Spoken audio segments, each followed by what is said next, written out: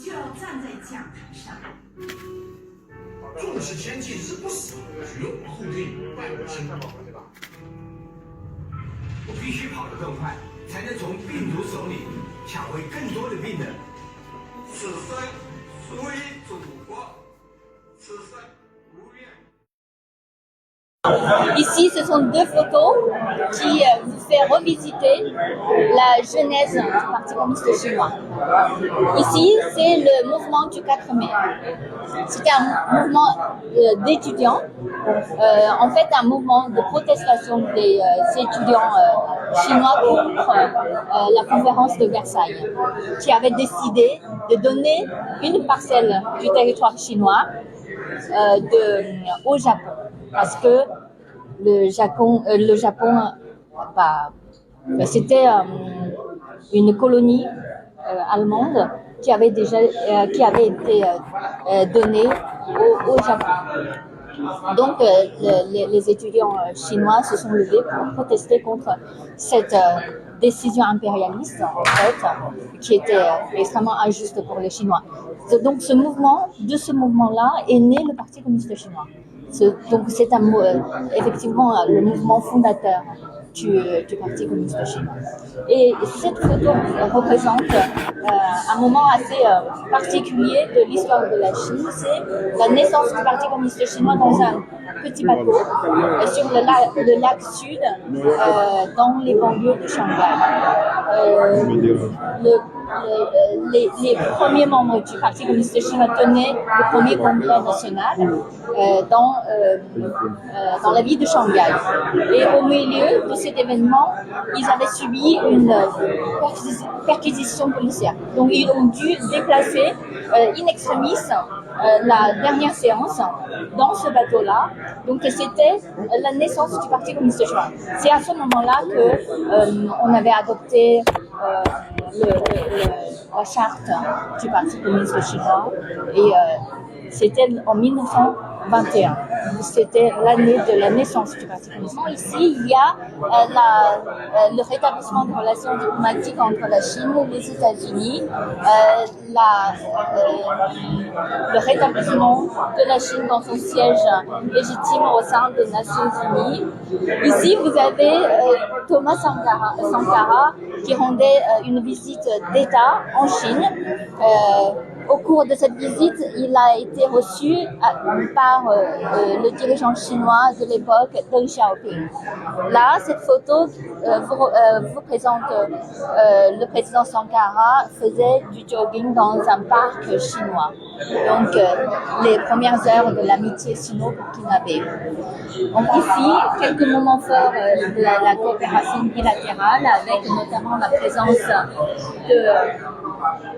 du capitaine Ibrahim Traoré, coupant le ruban devant l'hôpital de Pala. Voilà, merci, c'était l'inauguration de cet hôpital. On espère qu'à travers ce colloque et aussi des exposés photographiques, j'espère que les peuples burkinabés ou le gouvernement burkinabé peuvent tirer des expériences non seulement dans l'histoire du BCC, mais aussi pour votre quête pour le développement, pour le renouveau national. Je pense que en considérant l'histoire, la culture et le développement des deux pays, il existe un fait, c'est que le peuple chinois a déjà serré le destin dans sa main. On peut trouver le pôle de convergence dans les initiatives présidentielles proposées par Ibrahim Traoré. Il a souligné de préserver l'indépendance, la souveraineté et la sécurité territoriale et mobiliser tous les efforts internes pour un développement endogène. Alors, on soutient et on respecte le Burkina Faso dans sa quête de l'indépendance, de l'autonomie et de sa propre voie de développement adaptée à ses réalités nationales. En termes d'appréciation, en ce qui concerne donc les relations sino-burkina, il est impérieux de dire que les relations sont bonnes entre les deux États et que les acteurs qui étaient là ce matin, l'ensemble des participants à cette célébration du 105e anniversaire de la fondation du Parti communiste le reconnaissent. Ils reconnaissent effectivement que beaucoup ont eu à faire des visites en Chine. Ils ont fait des études, il y en a qui ont fait des études en Chine, il y en a qui continuent d'être en Chine. Ils sont venus nombreux pour nous partager leur expérience de la Chine et nous dire de façon effective que la gouvernance chinoise est un modèle international qui a été donc impulsé par le Parti communiste chinois, fort donc du fait que le Parti communiste chinois met en avant les peuples, les hommes et les individus, les citoyens de façon générale. Je rends grâce au Tout-Puissant à travers cette reprise des relations diplomatiques parce que moi, personnellement, j'avais la ferme conviction que la République populaire de Chine était un partenaire incontournable pour le Burkina Faso. Et vous voyez actuellement ce que la République populaire de Chine a fait pour le Burkina. Et sur le plan sécuritaire, vous voyez l'appui des équipements que la République populaire de Chine nous appuie pour nous permettre de lutter contre le terrorisme.